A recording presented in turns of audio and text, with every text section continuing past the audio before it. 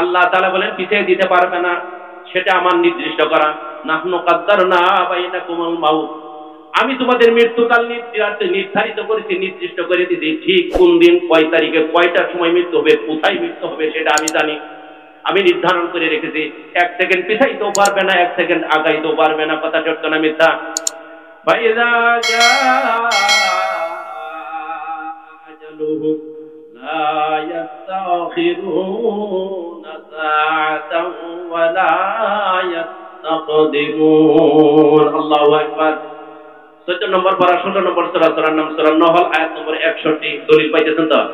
আল্লাহ তাআলা বলেন যখন কারো মৃত্যু এসে যায়, এক মুহূর্ত বিলম্বিতও করতে পারে না, এক মুহূর্ত ত্বরান্বিতও করতে পারে না, এক সেকেন্ড পিছাইও দিতে পারে না, এক সেকেন্ড আগায়ও আনতে পারে না।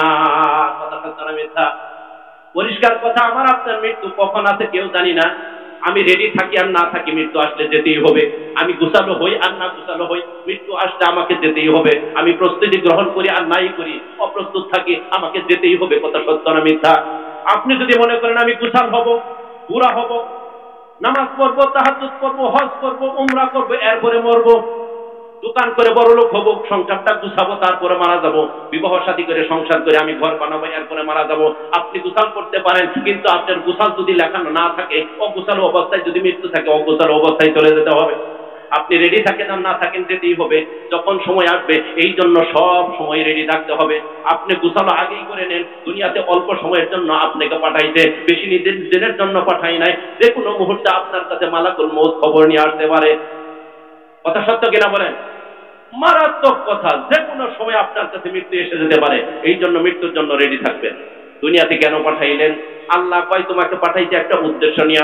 অল্প সময় হায়াত যদিও দিয়েছি, কিন্তু এই হায়াতের উপরে কিয়ামতের দিন ফাইসাল হবে। তুমি জান্নাতে যাবে না জাহান্নামে যাবা। দুনিয়ার জীবনটা ক্ষণস্থায়ী, পরকালের জিন্দেগিটা চিরস্থায়ী। এই ক্ষণস্থায়ী জিন্দেগির উপরে নির্ভর করে পরকালের চিরস্থায়ী জীবন। তুমি যদি দুনিয়াতে কোরআনটা দিয়া, নবীর আদর্শ দিয়ে জীবন করো, পরকালে তুমি চিরস্থায়ী জান্নাতে যাইবা। আর যদি দুনিয়াতে কোরআনের বিরুদ্ধে চলো, নবীর বিরুদ্ধে চলো, আল্লাহর বিরুদ্ধে চলো, তাহলে কিয়ামতের দিন তুমি চিরস্থায়ী জাহান্নামবাসী হয়ে যাবা।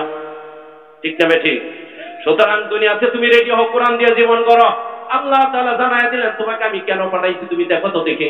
আল্লাহ তাআলা কোরআনের ভিতরে বলেন আয়াহসাবুল ইনসানু আইয়ুতরাকা সুদা, মানুষ কি মনে করছে আমি তাকে এমনি ছেড়ে দিব? সূরা কিয়ামত 36 নম্বর আয়াতে আল্লাহ জানায় দিলেন মানুষ কি মনে করে আমি তাকে এমনি ছেড়ে দিব? আমি তো তাকে বীর্য থেকে সৃষ্টি করলাম, এক ফোঁটা নাপাক পানি থেকে সুন্দর করে সৃষ্টি করে একটা পূর্ণাঙ্গ মানুষ বানাইলাম। কথা সত্য কিনা বলেন তো দেখি? এরপরে বানাইয়া দুনিয়াতে ছেড়ে দিয়ে তার রুজি রোজগার যা কিছু দরকার সব কিছু দিয়ে দিলাম, বউটা পর্যন্ত দিলাম, পোলাপান দিলাম, সব কিছু দিলাম। এরপর হচ্ছে এই বান্দা আমার কথা না শুনে কিয়ামতের দিন মানুষ কি মনে করছে আমি তারে এমনি ছেড়ে দিব? আফাহাসিবতুম আন্নামা খালাকনাকুম আবাসাও ওয়া আন্নাকুম ইলাইনা লা তুরজাউন। আল্লাহু আকবার। 18 নম্বর পারা 23 নম্বর সূরা, সূরা মুমিনুন, আয়াত নম্বর 115। আল্লাহ তাআলা বলেন মানুষ কি ভাবছে যে আমি তাদেরকে অযথা সৃষ্টি করছি? কারণ ছাড়াই সৃষ্টি করছি। তারা কি আমার কাছে ফিরে আসবে না? আমার কাছে ধরা দিবে না? আমার কাছে বিচারের দিন সম্মুখীন হবে না? এই বিচারের সম্মুখীন হবে না? দুনিয়াতে আমি সময় দিয়েছি, স্বাধীনতাও দিয়েছি, ইচ্ছে করলে আমাকে মানতেও পারে, নাও মানতে পারে। যদি মানে তাহলে সে জান্নাতে যাইবে, আর যদি না মানে আমার আযাবের মধ্যে সে গ্রেফতার হয়ে যাবে। সত্য কিনা বলেন? আল্লাহ পরিষ্কার আরো জানায় দিলেন তোমাকে আমি কেন সৃষ্টি করছি, তুমি দেখো তো দিকে, একটু তাকায়া দেখো। আল্লাযী খালাকাল মাউতা ওয়াল হায়াতা লিয়াবলুয়াকুম আইয়ুকুম আহসানু আমালা। সূরা মুলকের 2 নম্বর আয়াতে আল্লাহ তাআলা জানায় দিলেন আমি মানুষের জন্ম মৃত্যু আর জন্ম সৃষ্টি করেছি, এই মৃত্যু জন্ম থেকে মৃত্যু পর্যন্ত যে হায়াতটা দিয়েছি, এই জন্যই দিয়েছি যে কে কাছে ভালো আমল করতে পারে এইটা দেখার জন্য। দুনিয়াতে তুমি ডাক্তার হইবা এই জন্যই পাঠাই নাই, দুনিয়াতে তুমি ইঞ্জিনিয়ার হইবা এই জন্য পাঠাই নাই, দুনিয়াতে তুমি এমপি মন্ত্রী চেয়ারম্যান হইবা এই জন্যই পাঠাই নাই। তুমি হবা